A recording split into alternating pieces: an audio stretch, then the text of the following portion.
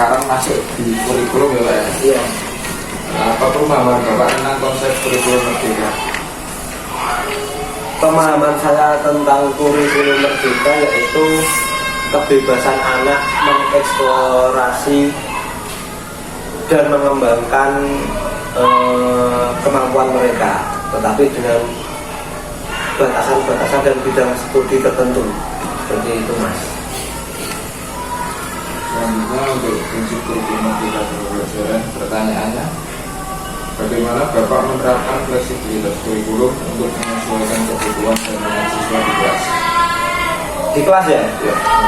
Untuk fleksibilitas kurikulum, bentar Mas, ada rekaman gitu dulu ya. Untuk fleksibilitas kurikulum, saya sangat menyesuaikan aturan-aturan yang sudah diterapkan pemerintah.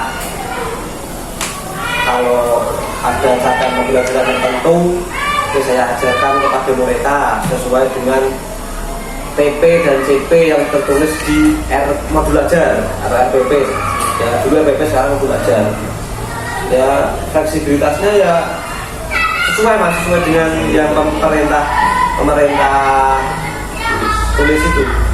Selanjutnya, bagaimana Bapak memfasilitasi pembelajaran yang berpusat pada ekspektasi? Fasilitas yang saya berikan ya dengan aset yang saya ada di sekolah ini, saya berikan kepada mereka. Contohnya di sini ada ring basket. Ring basket itu ring basket yang portable. Kenapa ring portable? Karena di sini daerah banjir. Jadi ring basketnya bisa dipindah ke tempat yang aman jika terjadi banjir. Kalau pakai ring basket yang permanen itu seringnya karatan Mas, ya, mudah tugel ini bahasa Indonesia apa? Patah. Berarti ring portable lebih efisien ya Pak? Efisien Mas, cuman kekurangannya kurang kuat. Iya, kurang kokoh, nggak bisa digandul.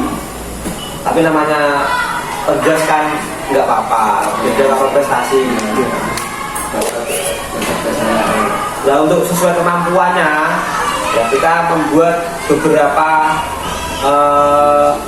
penilaiannya, penilaian anak yang mahir, penilaian anak yang kurang mahir, seperti yang saya jelaskan tadi, yang pertama tadi. Kita coba dengan dia per minggu, kita coba dulu bagaimana anak ini bisa melakukan gerakan, kemampuannya sampai mana. Nah itu kita melihat terus, mengasesmen anak tersebut terus, biar anaknya tidak keberatan.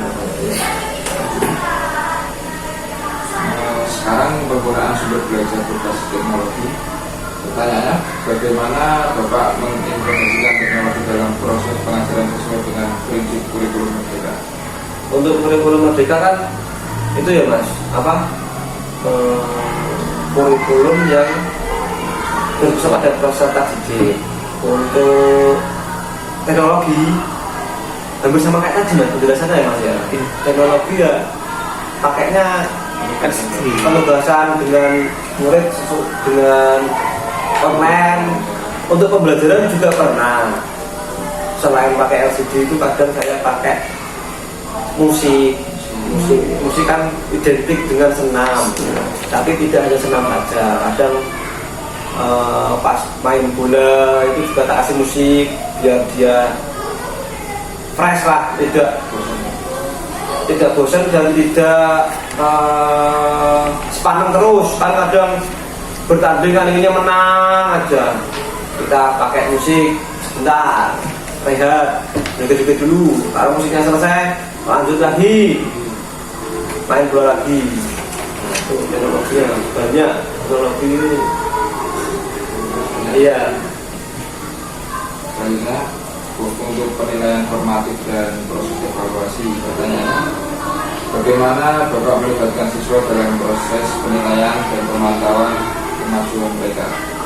Setiap kali penilaian kan ada catatan anak yang kurang, anak yang mahir.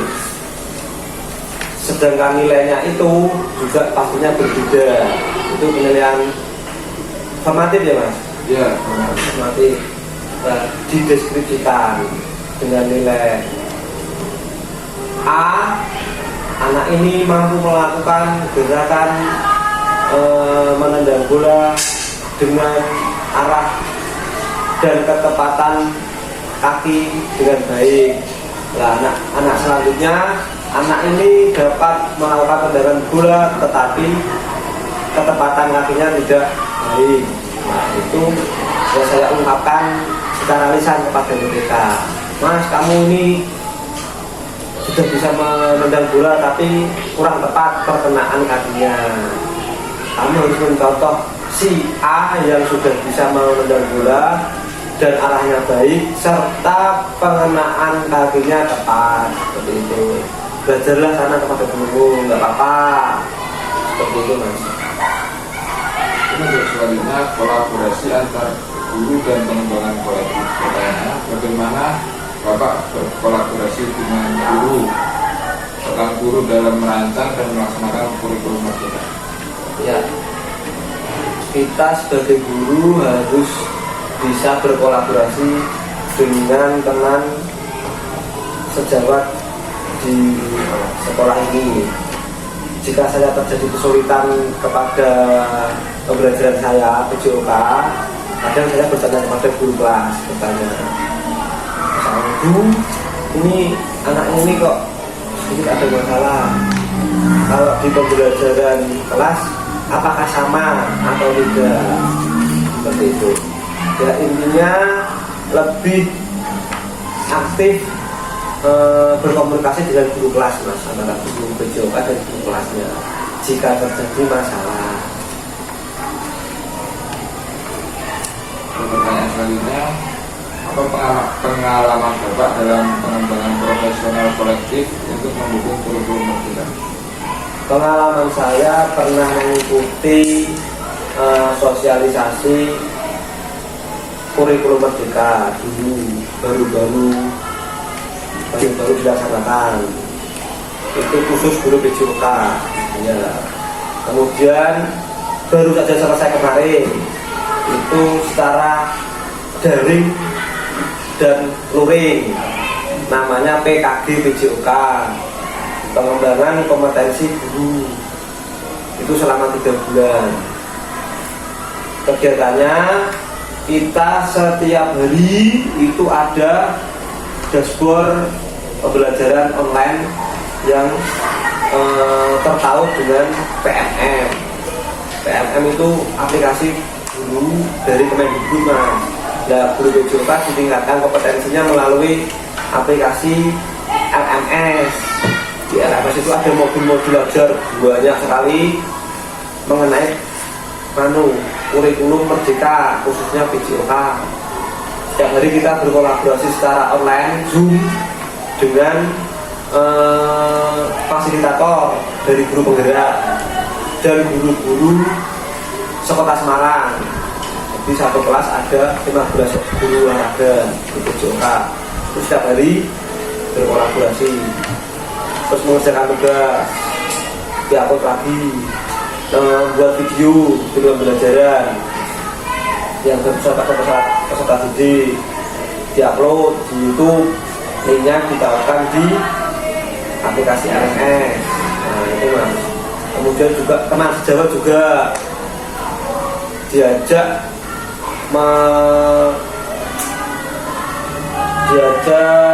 berkolaborasi membuat kelompok belajar antara guru kelas dan guru PJOK, membuat suatu pertandingan permainan tradisional seperti itu dengan bukti video.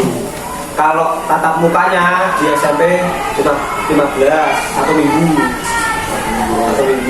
itu tatap muka. Di sana kita intinya ya tidak hanya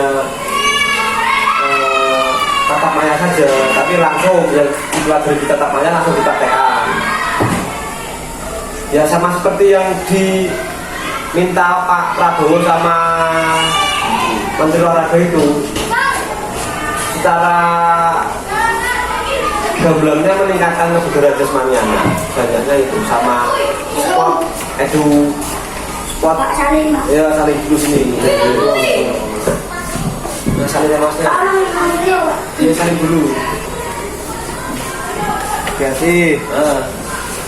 Coba mana milih Pak ngono, Pak? dan dibagi sama temennya Ya. dari anak-anak mas. Tahu saya dulu. Dan tutup dulu sudah iklan ulangi mas biar nggak lupa saya. Bapak dalam mengembangkan profesional kolektif sampai di SMP 15 Oh ya sampai SMP 15 itu pertemuan luring 1 minggu. Yang terakhir dapat spot edukasi model. Jadi anak-anak diharapkan itu mampu untuk jadi panitia kecil mas. Kalau ada lomba itu anak-anak dilibatkan sebagai panitia. Mereka yang mengorganisir gitu. Enggak, kita tetap komando karena namanya anak SD kan enggak bisa dilepas langsung. Iya. Kita briefing dulu kalau di lomba itu ada panitia sarpras, panitia dokumentasi, basit. Nah seperti itu kita kenalkan intinya supaya mereka nanti di masyarakat tidak kaget. untuk selanjutnya ini ada tantangan dan solusi dalam implementasi kurikulum merdeka. Pertanyaannya, apa tantangan utama yang Bapak hadapi dalam menerapkan kurikulum merdeka? Tantangan utama yaitu mas memberikan pembelajaran terbaik kepada anak supaya anak-anak itu tidak bosan dalam pembelajaran PJOK khususnya. Itu tantangannya. Walaupun kita sudah melakukannya, tapi kita tetap harus memperbaiki itu terus. Ya. Ya. Sama apa lagi tadi yang kedua? Yaitu Udah. tantangan utama yang Bapak hadapi dalam menerapkan kurikulum. Untuk tema selanjutnya itu partisipasi siswa dan pengembangan karakter. Pertanyaannya, bagaimana Bapak mendorong partisipasi aktif siswa dalam proses pembelajaran sesuai dengan semangat kurikulum merdeka? Memodifikasi pembelajaran, mas. Memodifikasi pembelajaran itu kadang ada ice breaking untuk meningkatkan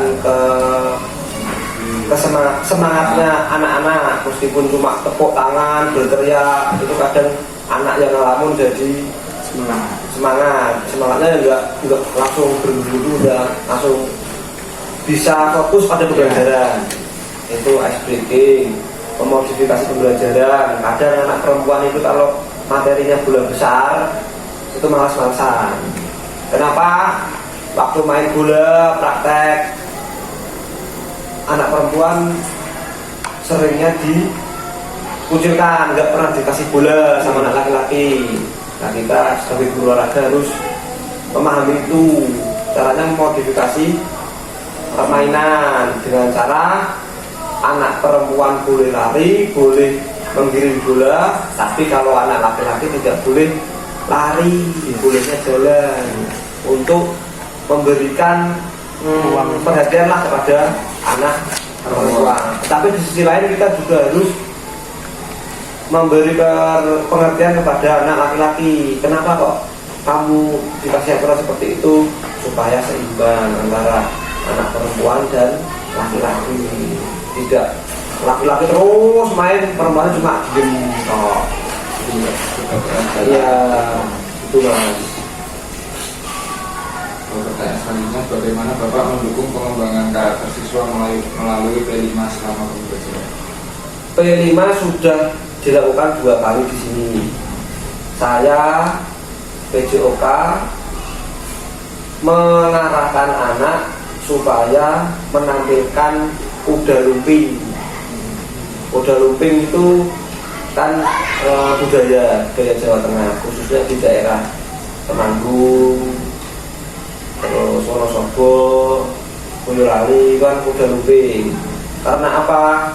Selain kita melestarikan budaya, juga ada ranah olahraganya, jasmaninya, anak-anak bisa lompat-lompat, bisa ke sana kemari dengan musik, irama, kan ada pembelajaran gerak dan irama. Itu mas, kita tampilkan kuda lumping. Nah, meskipun cuma sederhana, ya. Untuk tema yang terakhir ini keterlibatan orang tua dalam kurikulum merdeka. Pertanyaannya, bagaimana Bapak melibatkan orang tua dalam mendukung implementasi kurikulum merdeka? Kalau orang tua hanya momen-momen tertentu, mas, ketika ada momen tertentu orang tua dipanggil ke sekolah, diberi sosialisasi bagaimana jalannya kurikulum merdeka itu. Dulu dikasih penjelasan. Setelah itu ada P5 orang tua dilibatkan, yang menjadi donatur utama dalam P5 itu orang tua, karena bos sudah menganggarkan, cuman dananya tidak cukup. Namanya P5 kan besar mas, itu kayak pameran-pameran itu. Ya mau tidak mau paguyuban orang tua harus rapat, ikut support. Ya itu salah satu contohnya implementasinya.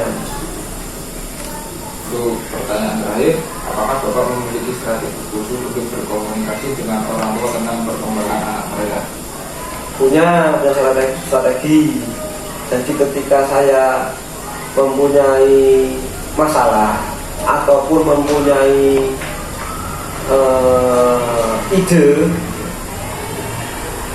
secara online, saya mem-WA orang tua, anaknya seperti ini harus dibimbing. Itu untuk masalah. Untuk ide, biasanya saya langsung memberikan video atau memberikan penjelasan secara online mas, tapi lewat guru kelas, karena yang punya grup kan guru kelas, bahwa olahraga akan mengadakan outbound misalnya, akan mengadakan P5 misalnya, itu kita share secara grup kepada orang tua. Contoh P5 yang bagus seperti ini, ada menari, ada kuda lumping, ada senam, ada pertunjukan silat yang seni. Kita kirim ke grup orang tua, coba seperti ini. Bagaimana Bapak Ibu, apakah anaknya ada yang memiliki bakat tersebut? Kalau ada, mohon sedikit bantuan untuk mengembangkan. Nanti pas ditemukan sekolah, anak-anak bisa ditampilkan. Itu kan berguna bagi mereka dan berguna juga bagi saya. Walaupun saya guru, tapi saya tetap belajar sama anak-anak mas, gitu. Seperti itu strateginya. Ya, komunikasinya lebih baik lagi dengan orang tua. Ada juga orang tuanya kenal juga sama saya, kan saya kan tidur di sini ya, jadi lingkungannya kan dekat juga. Ya, strateginya pendekatan yang baik itu mas. Kalau ada bakat, ya di WA kasih tahu. Kalau di WA dipanggil di sekolah, anaknya punya bakat bu, jadi kan pengennya anaknya jadi apa? Kalau bagus dalam fisik, ya ikut klub atletik. Kalau pengennya bulu tangkis, ya ikut bulu tangkis. Di sini ada banyak silat itu mas, siapa? Bapaknya akan kelas 1 itu masih apa saya lupa itu kan pengurus silat Semarang mas. Itu bagus, itu anaknya kelas di sini sekarang. Nah, kemarin pas nonton bareng itu nobar anak-anak, bapaknya ikut ngantar anaknya. Terus saya sharing, saya langsung, Pak, akan anaknya jenengan ini bos, cocok.